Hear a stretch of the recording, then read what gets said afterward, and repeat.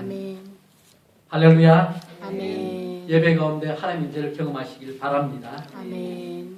새 우리 교회 표처럼 선을 이루고 덕을 세우는 교회가 되기를 원합니다. 무엇보다도 말씀을 중심으로 우리 하나님의 뜻을 찾고 하나님의 선하신 뜻에 순종하면서 우리 함께 하나님의 나라를 이루어 갑시다. 오늘은 히브리서 12장 14절에서 17절 말씀에서 우리 교훈을 받고 또 각자 삶에 적용해보는 시간을 갖기 원합니다. 먼저 읽은 말씀 중에 14절 한번 다시 보겠습니다. 제가 14절 말씀 읽겠습니다. 모든 사람과 더불어 화평함과 거룩함을 따르라. 이것이 없이는 아무도 주를 보지 못하리라. 오늘 이 말씀은 우리 성도들이 추구해야 할 두 가지 바른 방향을 안내하고 있습니다. 첫째로 모든 사람들과 더불어 화평을 이루어야 한다는 것입니다. 우리는 서로에 대해서 인내하며 화평을 유지하기 위해서 모든 노력을 경주해야 합니다. 요즘과 같이 개인주의가 보편적 시대 가운데서 이 공동체에 대한 배려보다는 또 문제를 일으키더라도 자신을 드러내고 또 자기가 최고가 되려고 하는 그런 모습이 있게 됩니다. 그런데 이것은 오늘날만의 문제가 아니라 인간이 함께하면 서로 다툼이 있고 서로 나서고자 하는 그 모습이 나타나게 됩니다. 신약 시대에도 마찬가지로 이런 문제가 있었다는 것을 우리 오늘 말씀을 통해서 역설적으로 우리는 발견할 수 있습니다. 서로 잘 화평하고 또 서로 잘 화해하고 있었다면 이런 겉면의 말씀이 필요 없었을 것입니다.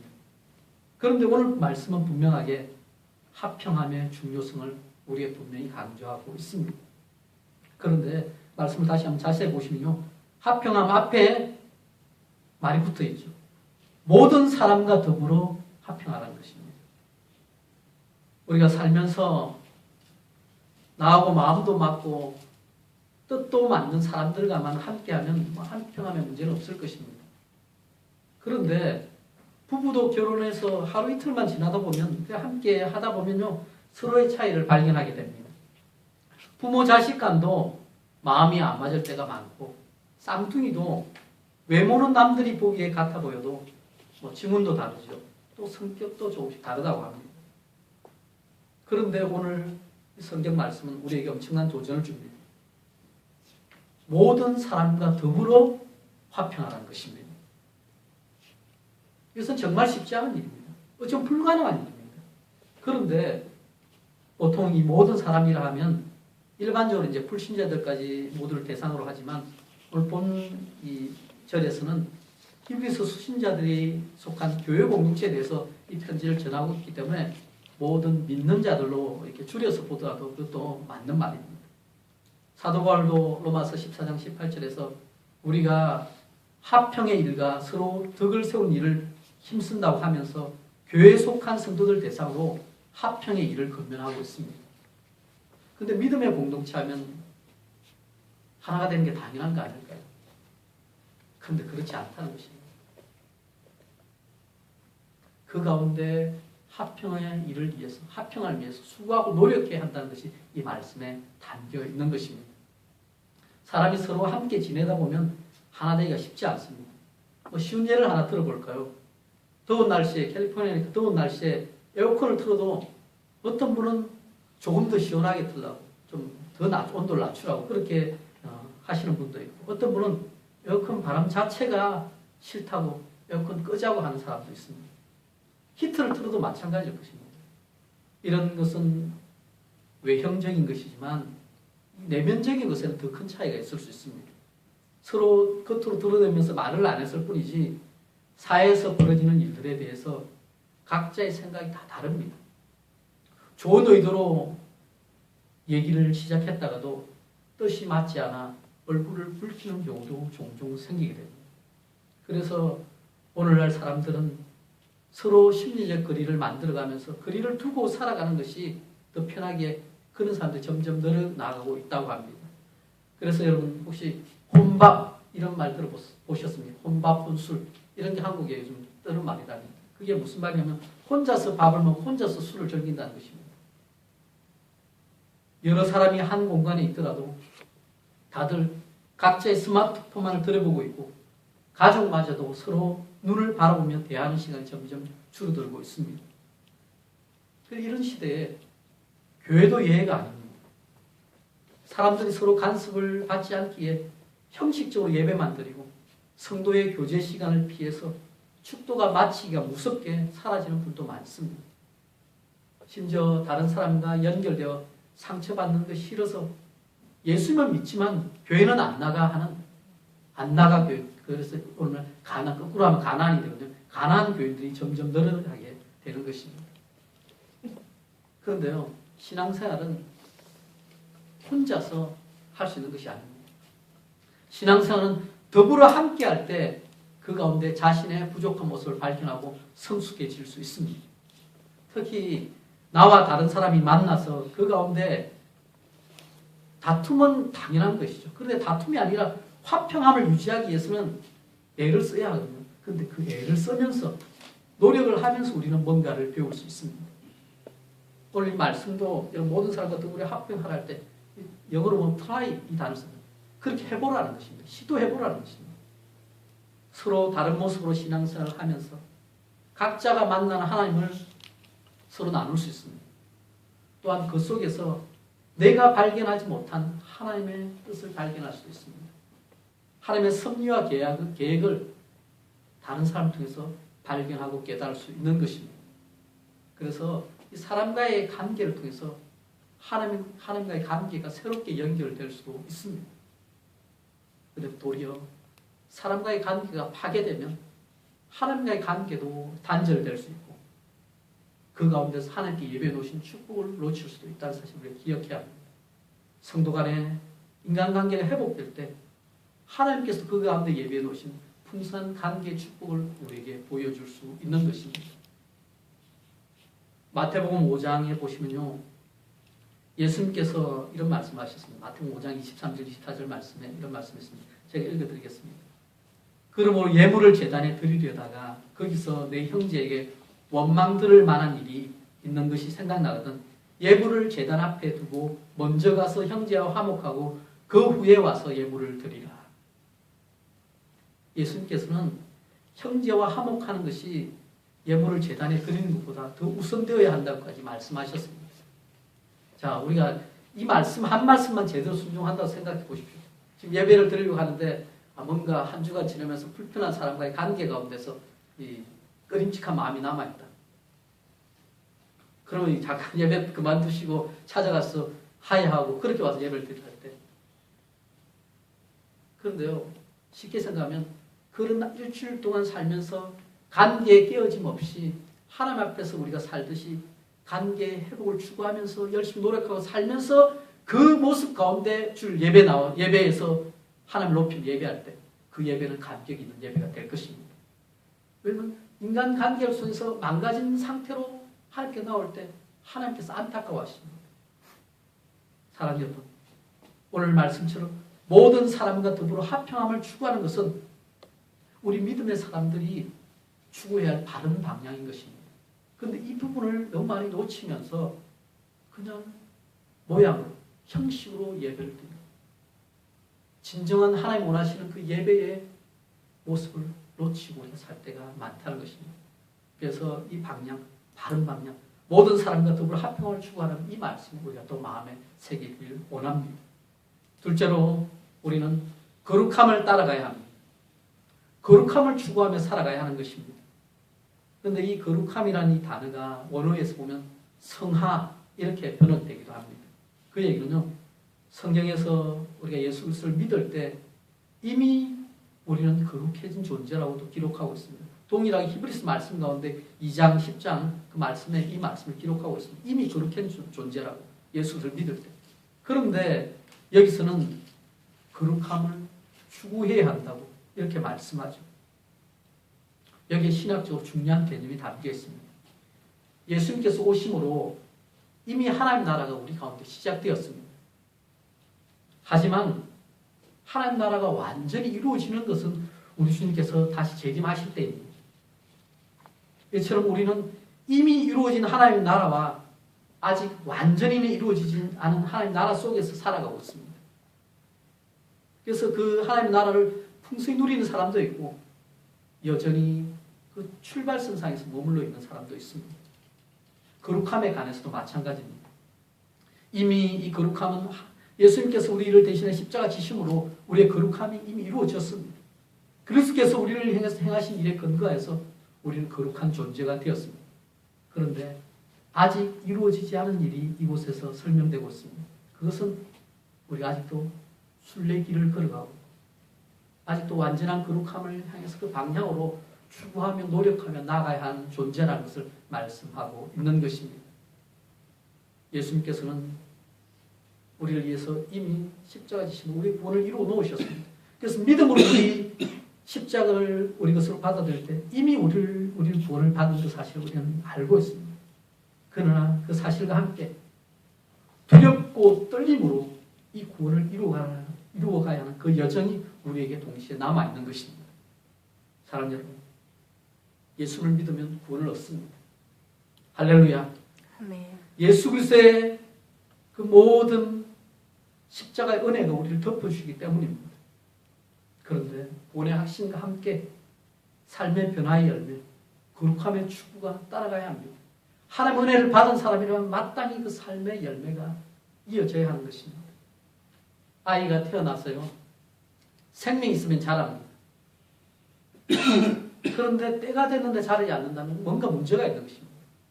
신앙에도 마찬가지죠. 참 신앙이 있다면 그 신앙이 때가 되면 자라는 것이 당연합니다. 성숙해져야 하는 것이 당연합니다. 마태복음 7장에 보면 좋은 나무, 나쁜 나무가 나옵니다. 좋은 나무가 나쁜 열매를 맺을 수 없고 못된 나무가 아름다운 열매를 맺을 수 없다고 말하죠. 그게 세상 이치입니다. 그러면서 예수님께서 마태복음 7장 21절에 이렇게 얘기합니다. 나더러 주여 주여 하는 자마다 천국에 다 들어갈 것이 아니요 다만 하늘에 계신 내 아버지의 뜻대로 행하는 자라야 들어가리라. 오늘 본문과 함께 이 말씀은 우리에게 엄청난 경고를 줍니다. 거룩함이 없으면 주를 보지 못하리라. 주여 주여 하는 자마다 다 천국에 들어갈 것이 아니다. 하늘에 계신 내 아버지의 뜻대로 행하는 자라야 들어가리라. 그 얘기는 하나님의 관계 속에서 그 관계를 유지하면서 하나님의 뜻을 이루어가는 데 있어서 우리가 마땅히 해야 할 바를 삶 가운데 행하며 이루어 나가야 한다는 것입니다. 오늘 이 14절의 본문에 화평함을 추구하라는 얘기를 메시지 성경이라는 곳에서 이렇게 표현합니다. 거룩함에 대한 이 부분을 하나님과 화평하게 지내도 힘써야 한다 기록하고 있습니다. 거룩함에 대해서는 하나님과 화평합니다. 우리가 사람과 더불어 화평함을 유지하는데요. 거룩함은 하나님과 더불어 화평을 이루는 것입니다. 그 얘기는요. 주님과 화평을 이루며 교제를 나누기 원하는 사람은요.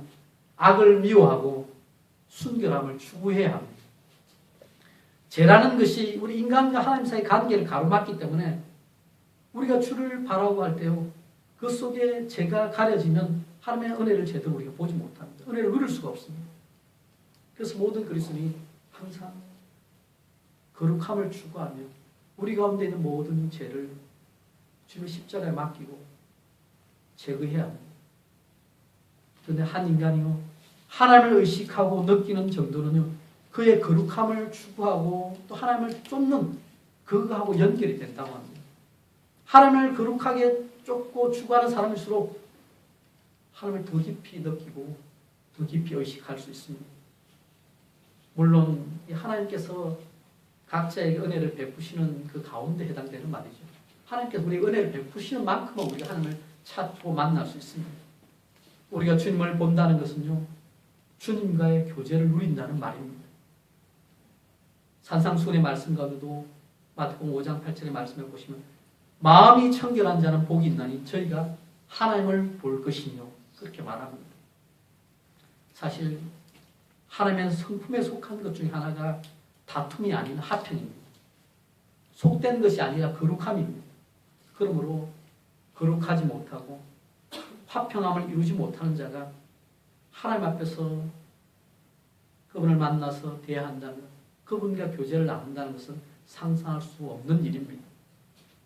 화평함과 거룩함, 이것은 우리 그리스도인이 추구해야 할 바른 방향입니다. 오늘 본문은 이것이 없으면 아무도 주를 보지 못하리라고 그렇게 말씀합니다.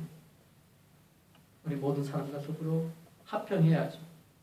그래서 합평을 가져오기 위해서 우리가 할 수 있는 한 이 합평의 복음을 전하고 또 말 가운데 우리가 조심하면서 분쟁을 거치기 위해서 힘써야 합니다. 또한 서로 합평하는 것 못지않게 중요한 것이 스스로의 거룩함을 지키려는 노력입니다. 이 두 가지를 동시에 추구해야 합니다. 합평함 없이 거룩함만 추구하면 종종 보면요, 너무 지나친 이 거룩함을 추구하면서 다른 사람을 모두 정죄해버리고 사랑이 없는 독선으로 치우치는 경우가 있습니다. 반대로 또 거룩함이 없는 이 합평함은 성도다움을 드러내지 못합니다. 하나님과의 관계에서 결국 멀어지게 만듭니다. 그래서 각종 모든 사람과 다 그냥 일치를 한다, 이루면서 추구하는 그 모든 방향에서는 하나님 싫어하는 요소까지 포함되어 있기 때문에 그래서 우리는 그것을 분별하며 나아가야 합니다. 그래서 우리 현실 가운데 우리는 종종 죄의 문제하고 형제 사랑의 문제, 형제 사랑 그 사이에서 갈등합니다. 형제의 죄를 묵인하면서 방조하는 것까지도 형제를 향한 사랑이라고 그렇게 착각합니다. 하지만 우연히 한두 번 실수를 할 수 있죠. 그런 것은요, 우리가 품어주고 돌봐주고 고쳐줘야 합니다. 그런데 습관적인 악청으로 교회의 거룩성과 순결성을 해치는 데는 그대로 두면 안 됩니다. 거룩한 공동체를 위해서는 죄에 대해서 단호해야 합니다. 신앙생활을 시작한 지 얼마 안 되고 연약한 자의 실수는 분명히 강한 자가 그들을 받아주고 넘어가야 하는 경우가 대부분입니다. 하지만 신앙생활 오래되고 신앙 연륜이 오래됐는데도 습관적으로 좋은 게 좋은 거라면 대충 넘어가는 그런 일은 안 될 일입니다. 여기에 하나님의 뜻을 잘 분별하는 지혜가 필요한 것입니다. 사랑의 하나님은 우리 하나님이시죠. 그런데 사랑의 하나님이 공의의 하나님도 되십니다. 하나님께서 우리의 죄를 두고 볼 수 없으시기에 그 아들 예수 그리스도를 우리 대신하여 십자가에 죽게 내어주셨습니다. 공의의 하나님에게는 죄라는 게 그냥 대충 보고 넘어갈 것이 아니라 그 정도로 심각한 것입니다. 하지만 그 십자가에 하나님의 사랑이 또한 담겨 있습니다. 사랑의 하나님이 우리를 위하여 독생자를 아낌없이 내어주신 것입니다. 따라서 그리스도의 십자가를 붙들고 우리가 합평함과 거룩함을 추구하기 원합니다. 십자가를 붙들고 우리가 나아갈 때 하나님이 원하시는 합평함과 거룩함이 그 가운데 드러나게 되는 것입니다. 이어서 우리 15절 한번 좀 보실까요? 15절 말씀 같이 읽겠습니다. 15절 너희는 하나님의 은혜에 이르지 못하는 자가 없도록 하고 또 쓴뿌리가 나서 괴롭게 하여 많은 사람이 이로 말미암아 더럽게 되지 않게 하며. 아멘. 여기서 그러면 하나님의 은혜에 이르지 못하는 자라는 것은 누구를 말할까요? 신약 성경 당시 상으로 보면요, 믿음을 처음에 가진 듯이 보였는데 주의 박해로 인해서 하나님의 은혜를 저버리고 이전의 모습으로 돌아가고자 하는 자들을 가리킵니다. 씨 뿌리는 자의 비유에 보시면요, 길가밭이나 돌짝밭이나 가시떨기밭과 같이 결국 열매를 맺지 못하는 자들을 말합니다. 하나님의 은혜는요, 예수 그리스도의 십자가에서 나타났습니다. 인간을 죄 가운데서 해방시키고자 그리스도께서 짊어지신 그 십자가의 은혜를 받은 자가 그 은혜 가운데 성화를 추구해야 하는데 그러지 못하고 죄 가운데 넘어져서 예전의 모습으로 돌아가는 것, 그것은 어리석은 행위입니다. 다시 죄의 짐을 지고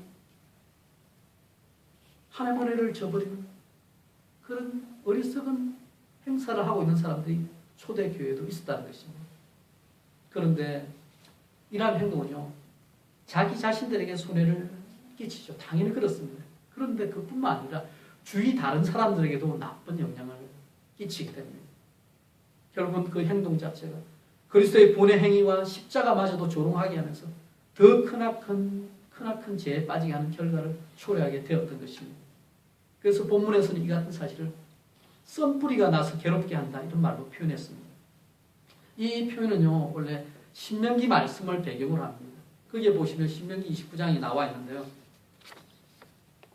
여호와 하나님께서 이스라엘 백성을 출애굽해서 결국은 약속의 땅으로 데리고 가는데, 그런데 그 가운데서 분명 하나님의 백성 가운데서 우상 숭배자가 나타나서 우상 숭배의 모습이 드러나서 이스라엘이 큰 손실을 당했던 그 사건을 경계로 하여서 기록하고 있습니다. 신명기 29장 18절 19절 이렇게 말씀합니다. 너희 중에 남자나 여자나 가족이나 집하나 오늘날 그 마음이 우리 하나님 여호와를 떠나서 그 모든 민족의 신들에게 가서 섬길까 염려하며 독초와 쑥의 뿌리가 너희 중에 생겨서 이 저주의 말을 듣고도 심중에 스스로 위로하여 이르기를 내가 내 마음을 강팍케 하여 젖은 것과 마른 것을 멸할지라도 평안하리라 할까 염려함이라. 여기 보면 독초가 나오는데요. 쑥의 뿌리가 나오는데 이게 썬뿌리입니다. 결국은 독초를 먹고 쑥의 뿌리를 먹는데 그럼 썬맛이 나는 거죠. 그 영향을 미친다는 것입니다. 그런데 그들은 그럼에도 불구하고 하나님 싫어하는 우상을 허용함에도 불구하고 나는 하나님의 백성이니까 멸망당하지 않을 거야. 그 가운데 평안하리라. 그렇게 착각하고 있는 것입니다. 우리 예수를 믿으면 구원받았다 하면서 실제 삶에서 그 구원의 은혜를 충분히 누리지 못한 상태로 그냥 턱걸이만 한 상태에서 출발점 상에서 계속해서 이전의 모습을 돌아보면서 세상을 향해서 마음을 쏟고 방향을 나가는 사람들이 있습니다. 그들을 그대로 내버려둘 것이 아니라 오늘 그런 사람이 없도록 붙잡아 줘야 한다고 말씀은 건면합니다. 한때 하나님의 백성으로서 믿음을 가졌던 자들이 그 타락하였던 그 역사적 사실을 우리에게 상기시키면서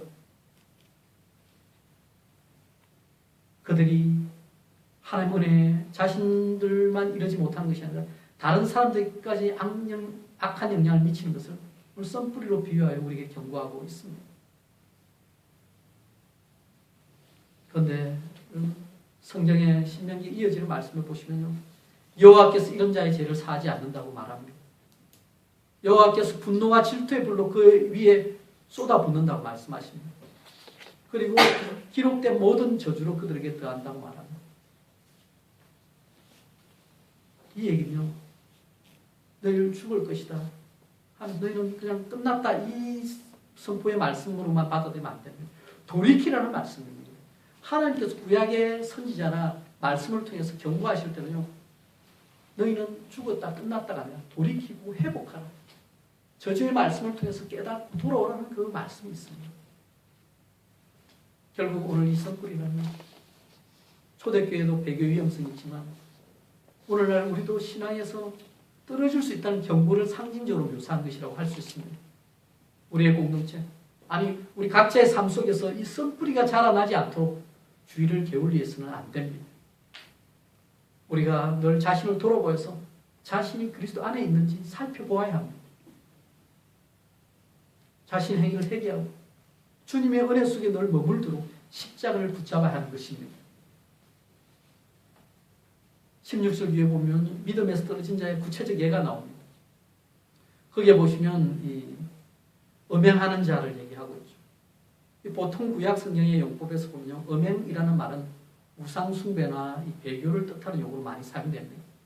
하지만 여기에서는 문자적 의미로 실제 가정을 무너뜨리고 모든 관계를 엉망으로 만들어버리는 구체적인 성적 동시에 그 음행을 말합니다.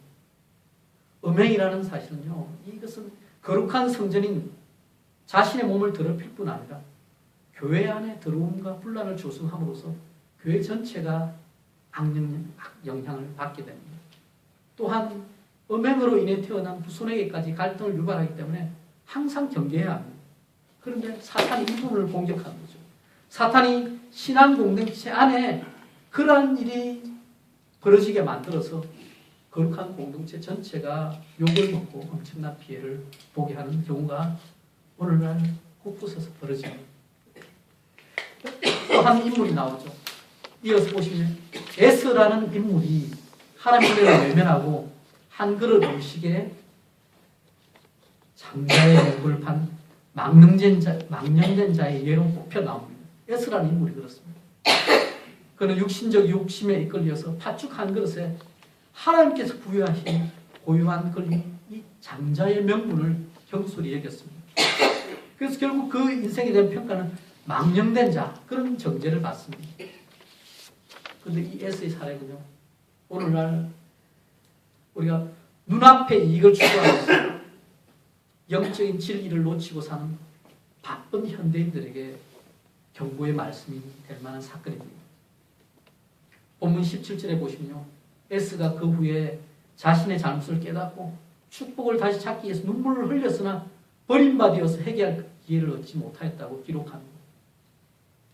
이것은 그가 표면적인 회개는 하였어도 일단 하나님께 예배하신 원래 그 축복을 다시 찾을 수 없다는 것을 의미합니다. 하나님께서 결정을 내리시면 그 선택에 대한 그 방향을 바꿀 수가 없습니다. 그런데 우리가 여기서 간과하지 말아야 될 사실은요, S가 눈물을 흘리면서 그 호소한 그 가운데 담긴 의미입니다. 그는 하나님이 주신 특권을 무시한 것에 대해 자신의 실수에 대해서 회개하는 것이 아니라 그가 빼앗겼던 그 축복, 결국은 눈앞에 보이는 물질의 축복이죠. 또 장자를 통해서 얻는 그 많은 축복을 찾기 위해서 일종의 떼쓰기만으로 여길 수 있는 그 표현입니다. 그의 전생애를 통해 볼 때요, 하나님과의 관계에 대한 회복과 열심은 찾아볼 수가 없습니다. 진정한 회개는요, 죄에 대해 슬퍼하는 그 정도를 넘어서야 합니다. 그 죄를 끊고 돌이켜야 합니다. 하나님과 친밀한 교제 속으로 더 깊이 나아갈 때 그것이 진정한 회개가 되는 것입니다. 오늘 본문에 등장한 이 사례들을 보면서요, 이 진리의 길에서 벗어난 자들의 방탕한 길을 걷는 모습을 우리는 상상해 볼 수 있습니다. 그들은 보이지 않는 세계의 영원한 실상을 구하지 않았습니다. 그것보다는 세속적이고 눈앞에 순간적인 이익을 추구하는 자들의 그 모습만을 드러내고 있습니다. 결국 오늘 말씀에서 다루고 있는 음행하는 자와 망령된 자의 그 예를 통해서 인간적인 욕심에 이끌린 영혼은 하나님의 은혜와 약속을 무시하고 멸망의 길로 갈 수밖에 없다는 사실을 우리에게 보여주고 있는 것입니다. 사랑하는 여러분, 우리는 항상 이러한 세속 가운데 육신적인 욕심의 위험성에 노출되어 있는 연약한 존재들입니다. 에스가 장자로서의 영적 위치를 하찮게 여기고 팥죽 한 그릇에 팔아버렸기에 그는 불경건하고 망령된 자의 대표로 추락하고 말았습니다. 여러분, 사람과의 수평적인 관계는 하나님과의 수직적인 관계에도 많은 영향을 미칩니다. 우리가 누구와 함께 지내는지가 중요합니다. 은혜에 이르지 못한 자가 있으면 따라가면 안 됩니다. 같이 들어오집니다. 오히려 그들을 붙잡아주고 은혜 가운데로 이끌어야 합니다. 음행하고 망령된 자를 옆에 두고 있다면 멀리 하십시오. 그래야 여러분이 같이 망하지 않습니다. 우리가 은혜 받을 때가 있죠. 은혜를 받아야 할 때 하나님을 적극적으로 의지하면서 여러분 은혜의 깊은 바닷속으로 들어가시기 바랍니다. 좋은 사람과 함께 있으면요, 우리가 좋은 사람이 되어갑니다. 구원의 기쁨을 누리는 믿음의 사람과 함께하는 그 시간을 소중히 여기시고 여러분 은혜의 시간을 드리고 마음을 들이시길 바랍니다. 아멘. 다른 사람에 대해서도 적극적인 관심과 사랑을 가질 때 구원의 감격과 용서의 기쁨을 체험하고 더 깊은 은혜의 세계로 나아갈 수 있습니다. 소외된 이웃까지 여러분 진심으로 보살피는 그 믿음의 충만함을 누리시길 바랍니다. 아멘. 말씀을 정리하겠습니다. 주위를 돌아보십시오. 여러분이 많은 시간을 보내고 있는 사람이 누구인지 살펴보시고 그들과 함께 화평함과 거룩함을 이루어 가시기를 바랍니다. 아멘. 화평의 사람은 평화를 만드는 사람입니다. 남 탓하는 사람이 아니라 모든 상황 가운데서 하나님께서 임하시는 그 임재의 기쁨을 그 가운데 펼쳐나가는 사람입니다. 거룩한 사람은요, 온전히 하나님의 말씀 안에 거하는 사람입니다. 말씀의 사람이 되는 것입니다. 여러분 예수 그리스도 안에서 이런 일을 하고 있다면 여러분 잘 하고 있는 것입니다. 그런데 우리가 신앙생활을 해보면 알지만 이것이 우리 힘으로는 안 됩니다. 그러나 우리가 하나님께서 우리의 삶의 주인이시며 하나님께 우리를 위해서 선한 뜻과 목적을 계시고 사실 것을 믿을 때 예수 그리스도를 우리 중심에 모시고 살아갈 때 이것이 가능한 줄 믿습니다. 세상을 이기는 믿음 우리에게는 없지만 하나님께 우리에게 함께하여 그 힘 주실 때 우리는 넉넉히 승리할 수 있는 줄 믿습니다. 우리에게 주어진 시간을 통해서 하나님과 함께하는 사람들과 함께 하나님의 뜻을 이루어가시며 남은 생에 주님의 뜻대로 주님의 나라를 이 땅 가운데 이루어가시는 저와 여러분 되시기를 예수 그리스도 이름으로 축원합니다. 아멘.